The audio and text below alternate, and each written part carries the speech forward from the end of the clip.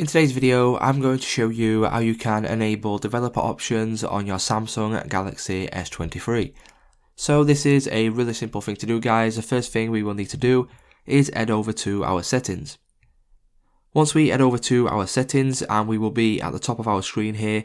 So once you have clicked on settings, scroll all the way down to the bottom where you'll see an option for About Phone. If we click on the About Phone option, we will now be on this page right here.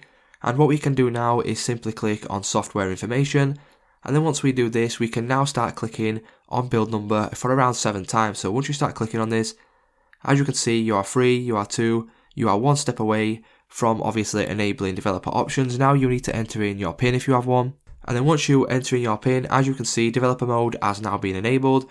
So if we go back just to check this, and then if we scroll down a little bit more, as you can see, developer options has now been enabled. So it's just that simple, guys. If this video did help you out, please leave a like on today's video, and I will see you in the next one.